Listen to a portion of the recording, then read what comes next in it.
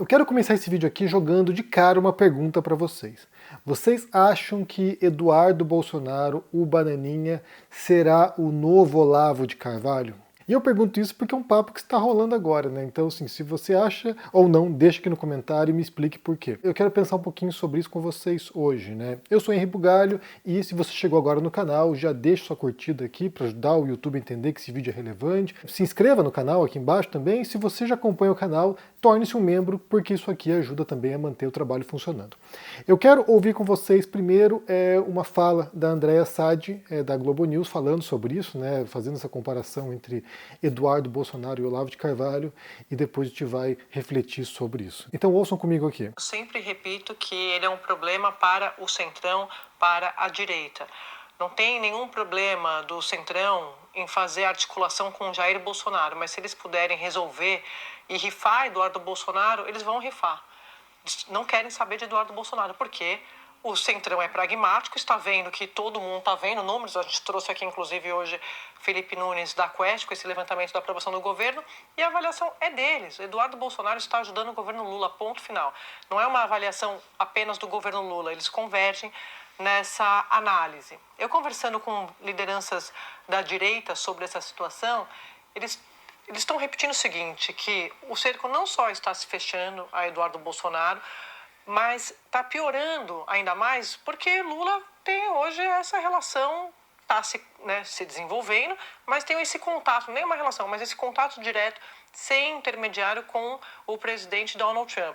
E aí estou contando todo esse preâmbulo, estou fazendo todo esse preâmbulo aqui para chegar na apuração de hoje, Dapi, que é eles vendo o contato de Lula avançar com Trump, ou seja, a grande carta, a aposta da família Bolsonaro era Trump salvando, olhando para o Brasil e tentando ajudar a família Bolsonaro, eles acham que a turma da direita acha que o Eduardo Bolsonaro vai ficar cada vez mais difícil ele conseguir voltar ao Brasil e já o veem como uma espécie de Olavo de Carvalho. O que significa isso? Vai fazer uma carreira lá, dando curso, vendendo livro, tentando consolidar uma base extremista, como o Olavo fez durante muito tempo com a turma de Bolsonaro do governo de 2018. A gente lembra que tem muitos seguidores, muitos fãs, né? Vamos colocar assim?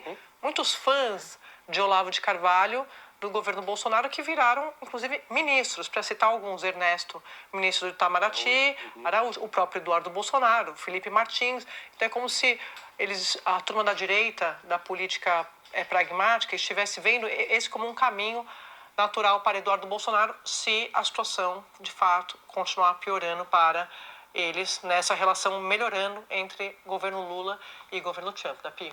Então, o que a Andréa Sadi está falando aqui é aquilo que a gente já analisou ao longo das últimas semanas, né, que foi essa traição, né, do Eduardo Bolsonaro e do Paulo Figueiredo Júnior, dois traidores do Brasil nos Estados Unidos, articulando junto ao governo Trump para prejudicar os brasileiros, para prejudicar o Brasil. O tarifaço do Trump, a lei Magnitsky contra o Alexandre de Moraes. Então, esses dois aqui foram peças centrais, né, foram os pivôs dessa tensão que se deu entre dois países que têm uma história diplomática de mais de 100 anos.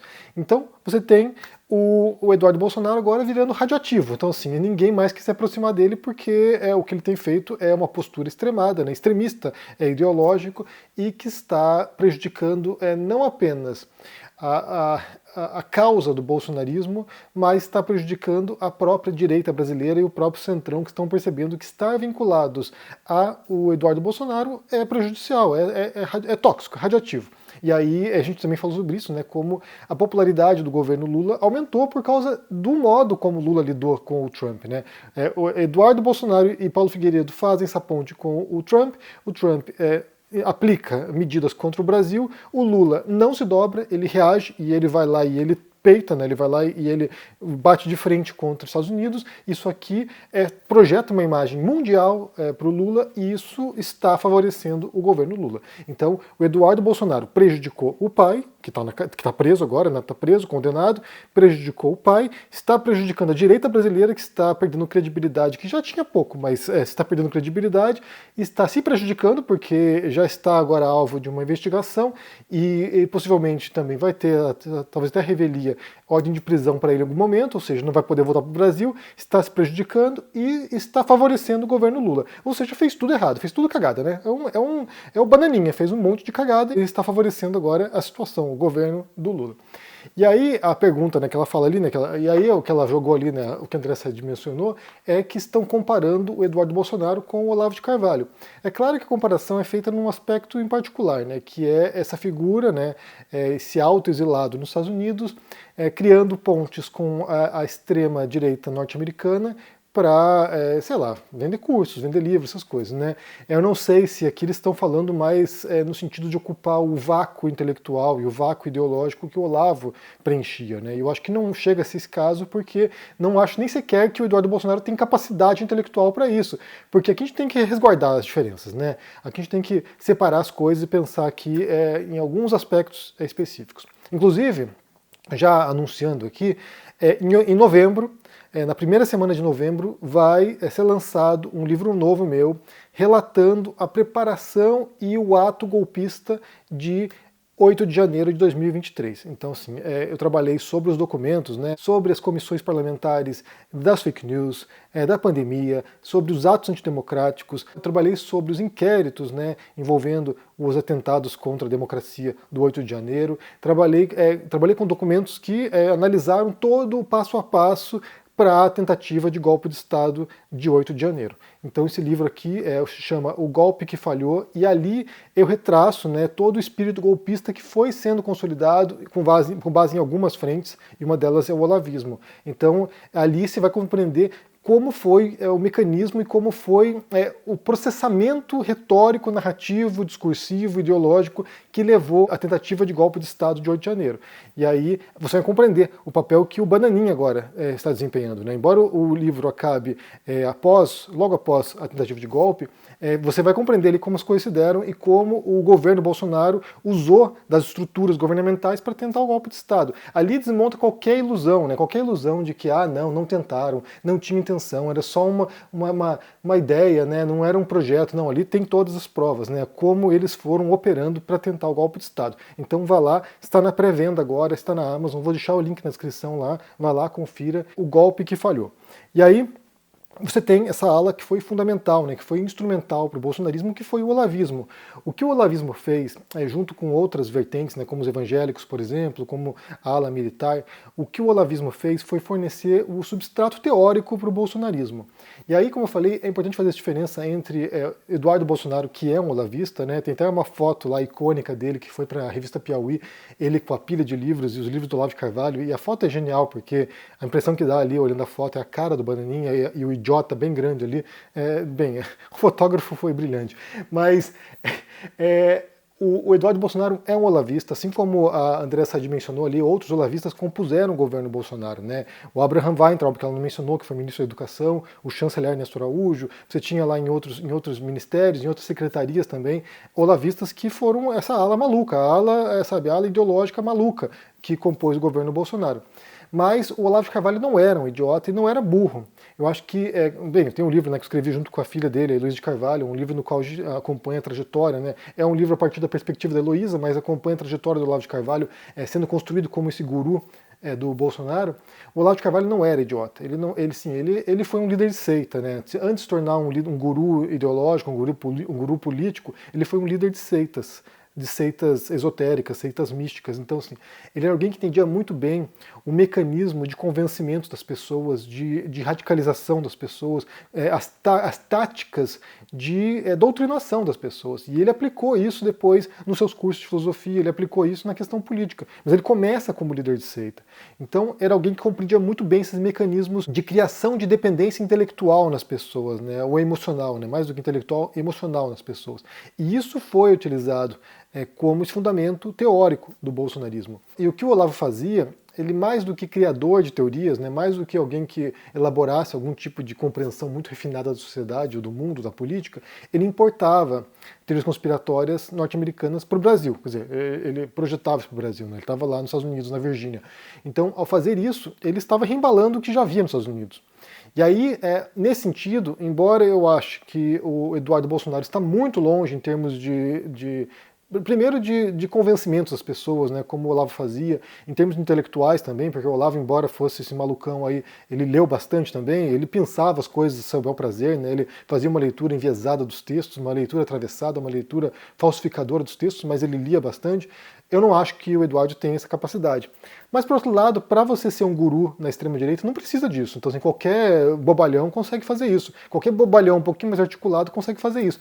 Então, talvez, sim, na posição que ele esteja lá, na posição que ele está nos Estados Unidos agora, tendo esse contato, né, com a extrema-direita global, porque ele faz parte do The Movement, que foi organizado pelo Steve Bannon, que é essa internacional populista para reunir partidos extremistas de direita pelo mundo. Então, já que ele está nessa posição privilegiada, pode ser sim que ele ocupe esse vácuo. Talvez não como um guru intelectual, porque acho que ele não tem essa capacidade, mas como esse articulador, talvez como sei lá, como esse agregador desses grupos extremistas pelo mundo. Então ele é uma figura perigosa pra caramba, e isso já alertava há muito tempo. Ele é uma figura perigosa e agora ele está mais perigoso porque ele não tem nada a perder. Então assim, ele virou um kamikaze agora nos Estados Unidos, como o Olavo de Carvalho também era, um kamikaze, não tinha nada a perder, e aí ele vai, despejar toda a sua merda contra o Brasil. E contra a esquerda, e contra os grupos que ele entende como inimigo. Inclusive, no meu livro lá, O Golpe que Falhou, eu explico como é importante a construção do inimigo, né? Como isso foi fundamental, como essa agregação através do ódio foi fundamental para criar esse espírito bolsonarista no Brasil. Isso é muito importante, porque isso aqui foi o cimento que unificou os bolsonaristas e que leva ao 8 de janeiro, que leva à tentativa de golpe de Estado. Então, a frase não me parece tão descolada da realidade, não. Acho que, embora a gente tenha que compreender as diferenças, né, o abismo intelectual que existe entre o Olavo, que era inteligente, assim, era muito hábil, na verdade, muito manipulador, então esse abismo que havia entre o Olavo de Carvalho, então é importante compreender esse abismo que há entre o Olavo de Carvalho e o Eduardo Bolsonaro. Mas o Eduardo continua sendo perigoso, porque ele não tem limite. Ele não tem limite e acho que ele nem sequer compreende o estrago que ele está fazendo. E aí torna mais perigoso, né? Porque como ele é um fanático, como ele é um extremista, ele acha que a luta dele é justa e que vale, como ele mesmo disse, causar terra arrasada no Brasil para chegar nos objetivos dele. Ele vai destruir o país, se for necessário, para chegar na meta dele. E aí, sinceramente, Deus nos acuda, né? Então, assim, se você tem um fanático desse, ou tinha, né, se articulando diretamente com o Trump, isso era muito perigoso. E aí, o que André Sadi mencionou, e também falamos aqui, inclusive ontem, né, que foi agora esse estabelecimento da ponte direta, né, desse contato direto entre Lula e Trump, ou entre o governo Lula e Trump, que estava cortado. Então, assim, você tinha lá Paulo Figueiredo Júnior e Eduardo Bolsonaro falando no ouvidinho ali sei lá, do Marco Rubio, ou sei lá, de alguém próximo do governo Trump. Eu não acho que eles tinham acesso direto ao Trump, mas falando ali com pessoas próximas do governo Trump. Agora isso aqui foi sabotado e você tem o governo brasileiro falando diretamente com o governo. Então, assim, agora a ponte é direto, o canal é direto. E isso vai facilitar muito para desarmar essa situação, desarmar essa bomba relógio que foi o tarifaço, que foi, sabe, as sanções contra figuras, né, personalidades brasileiras. O Alexandre de Moraes, por exemplo, ou sei lá, revogando visto de ministros do STF, como aconteceu com o Barroso, que ontem anunciou que vai se aposentar, né, que ele vai agora cumprir mais uns dias lá no STF, vai se aposentar, e disse que não tem nenhuma relação com a situação atual. Eu acredito, não acho que não tem relação, mas certamente essa situação agora põe os ministros também numa posição muito delicada, né? Porque se o governo Trump não recuar e continuar investindo contra os ministros para tentar enfrentar o que ele entende que é uma violação de direitos humanos, que é uma bobagem completa, mas se ele continuar fazendo isso, isso vai prejudicar a vida pessoal de alguns ministros, como já está prejudicando a vida do Alexandre de Moraes. Então, só para resumir aqui, não acho que a comparação é tão ruim assim, embora tenha, sabe, ressalvas aqui.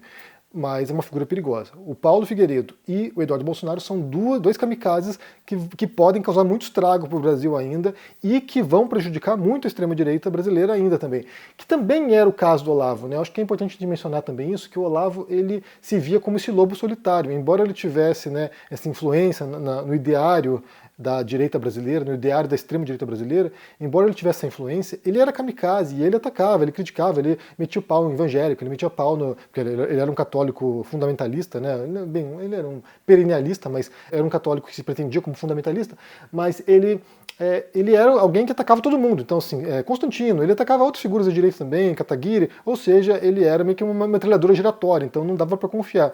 Se o Eduardo for nesse sentido, aí também isso vai sobrar para todo mundo, né? Todo mundo que é bolsonarista, que traiu o Bolsonaro, que abandonou o Bolsonaro nesse momento, vai virar alvo do Bananinha. Então, assim, vai ser uma chacina dentro dentro da direita brasileira que pode ser que afete bastante, inclusive, o potencial eleitoral dessas figuras no futuro próximo. Mas eu quero ouvir de vocês, caso você não tenha respondido ainda, deixe no comentário aqui embaixo o que você pensa sobre isso, se você acha que o Eduardo Bolsonaro vai ocupar esse vácuo deixado pelo olavismo. Eu acho difícil que seja com os mesmos moldes, como eu disse. Eu acho difícil, mas como é que você entende? Deixa aqui embaixo no comentário. Se torne um membro do canal para dar uma força, deixa o joinha, se inscreva no canal também e vá na Amazon conferir. Está na pré-venda, vai ser lançado em novembro, primeira semana de novembro, O Golpe que Falhou, que é uma anatomia da tentativa de golpe de Estado no Brasil. Ali você vê, para além de qualquer sombra de dúvida, né, você tem os cursos bolsonaristas dizendo não, mas não houve nada, não sei o que lá, só foram conversas. Ali você vê o passo a passo, né, o que pessoas do governo Bolsonaro, o que militares fizeram, o planejamento deles, como eles investigaram pessoas usando a BIM paralela, né, que se chamou, como você tinha militares tramando assassinar lideranças políticas, a perseguição contra grupos e indivíduos, ou seja, você tem ali, detalhado tudo que foi feito até o dia 8 de janeiro, que é quando os bolsonaristas invadem esses três poderes e causam depredação, e qual foi a reação também das instituições para tentar conter esse estrago. Vá lá, confira, tá bem legal o livro, apesar de ser desesperador, mas tá bem legal. Vá lá, confira. E por fim, quem quiser conhecer formas de fazer uma renda extra, vou deixar na descrição desse vídeo aqui um link. Você vai falar com o Clayson. O Clayson é um parceiro do nosso canal aqui, um amigão, e ele vai dividir com você um material para que você possa conhecer esses caminhos aí e fazer uma grana em casa, né? 700, 800 reais, 900 reais a mais por mês, faz diferença. Quem sabe possa guardar um dinheirinho aí, pagar suas contas, realizar seus projetos. Então vá lá e conheça. Link na descrição. Um forte abraço e até mais. Tchau!